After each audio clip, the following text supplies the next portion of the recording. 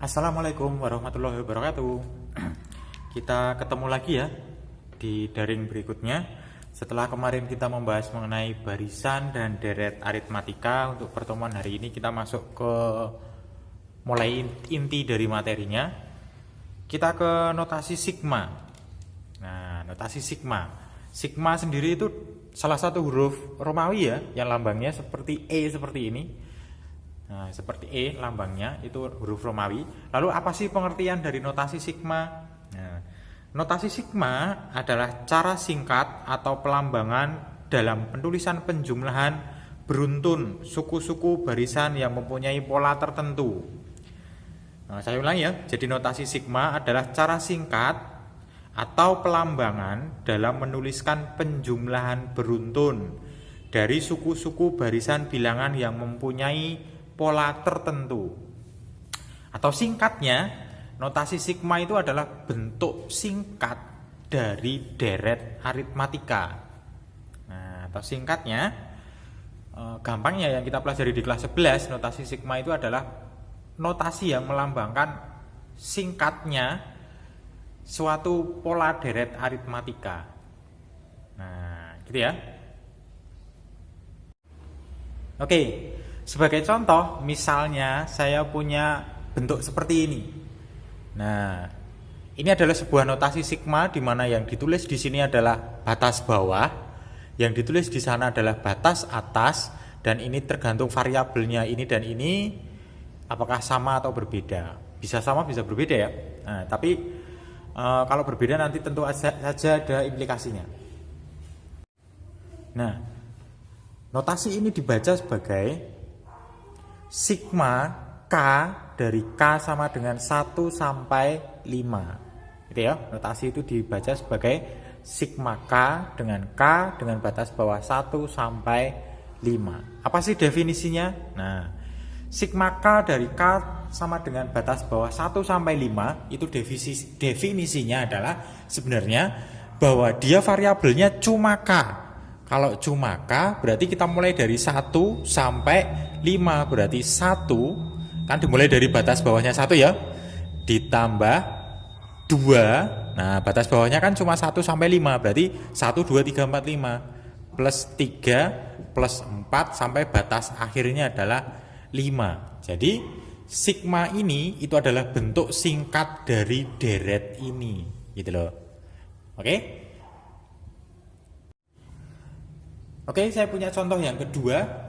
Ini dibaca sebagai sigma 2A dengan batas bawah 1 sampai 7. Ini batasnya A-nya dari 1 sampai 7. Berarti kita urutkan 2 kali 1. Nah, ini kan 2A ya, berarti 2 kali 1, batas bawahnya 1, ditambah 2 kali 2. Nah, kan urut dari 1 sampai 7.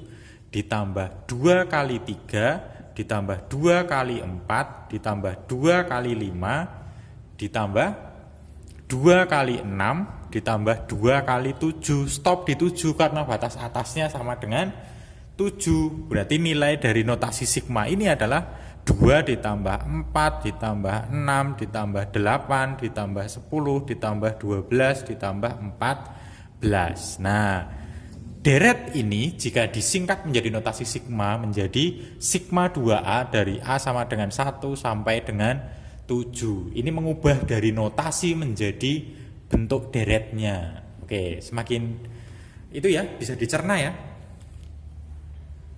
Oke, berikutnya saya punya contoh lagi. Sigma 3I ditambah 5 dengan I sama dengan 2 sampai dengan 4. Batas bawahnya 2 sampai 4. Berarti 3I plus 5 berarti 3 dikali 2 ditambah 5. Ini suku pertama karena batas bawahnya 2 ya. Nah, sorry, ini kurungnya salah saudara-saudara. Nah, seperti ini.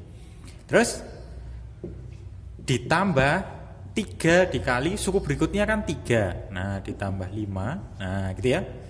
Terus ditambah 3 dikali 4 ditambah 5. Stop karena batas atasnya cuma sampai 4. Berarti ini nilainya adalah 6 ditambah 5 11 ditambah 9 ditambah 5 14 ditambah 12 tambah 5 17. Mudah ya? Oke, jika kita tadi sudah mengubah dari notasi sigma menjadi bentuk deretnya, bagaimana jika sekarang dari bentuk deret kita ubah menjadi notasi sigma? Oke, yang penting bagi notasi sigma tentu saja adalah rumus ininya, rumus fungsi deretnya, kemudian batas bawahnya dan batas atasnya kita harus tahu. Nah, kita cari apa dulu? Nah, tentu saja kita cari rumus dulu. Nah, karena dia deret aritmatika, berarti kita menggunakan rumus deret aritmatika. Apa rumus deret aritmatika? UN sama dengan A plus N-1 dikalikan B, gitu ya. Kita punya A2 dan kita punya bedanya adalah 2 juga. Oke, berarti UN sama dengan A ditambah N, berarti biarkan N-nya ya, min 1 dikalikan 2. Oh, ini A-nya juga 2 ya. Berarti berapa? 2 ditambah ini 2N min 2. Nah, berarti UN sama dengan 2N. Gitu ya. Jadi kita sudah punya ini sama dengan 2N. Nah, gitu ya.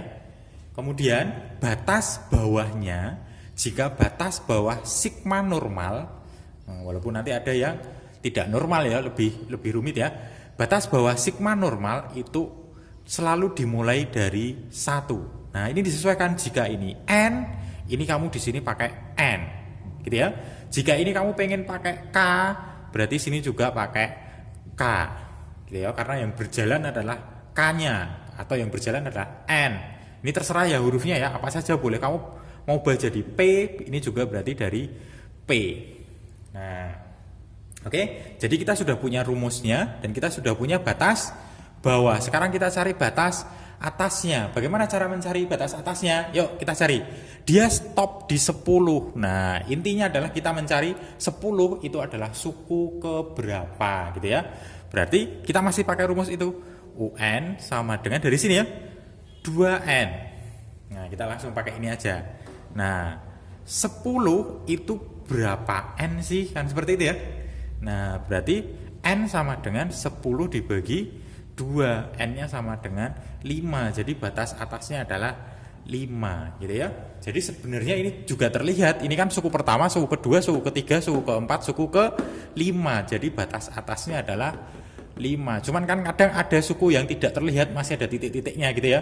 Nah, itu akan saya bahas di contoh berikutnya. Dipahami ya? Oke, saya punya contoh berikutnya yang kedua, yaitu ada deret 15 plus 20 plus 25 plus 30 dan seterusnya sampai dia suku yang terakhirnya adalah 75. Maka bagaimana notasi sigmanya? Berarti kita harus tahu rumusnya, batas bawah dan batas atas. Oke, kita cari rumusnya dulu pakai rumus UN sama dengan A plus N-1 dikalikan B. Berarti biarkan N-nya, kita punya A15 ditambah N-nya tetap. Bedanya, berapa ini bedanya? Bedanya 5 ya saudara-saudara ya. Berarti 15 plus 5N min 5. 15 dikurangi 5, 10 ya. Berarti UN-nya sama dengan 5N plus 10. Betul sekali. Berarti ini mau pakai N apa mau pakai apa? Kita coba pakai I. Berarti 5I plus 10. Gitu ya. Dengan batas bawahnya I sama dengan dimulai dari 1 kalau standarnya. Nah, nanti ini bisa kita modifikasi batas bawah dan batas atasnya gitu ya. Oke, sekarang kita cari batas atasnya. Dia suku terakhirnya 75. Nah, 75 itu suku ke berapa? Nah, kalau ada titik-titiknya itu kan nggak kelihatan dia suku ke berapa ya. Nah, berarti kita pakai rumus ini. UN sama dengan 5N plus 10, di mana UN-nya 75, berarti 75 sama dengan 5N plus 10. Nah, berarti 75 dikurangi 10 sama dengan 5N. 10-nya pindah sana ya.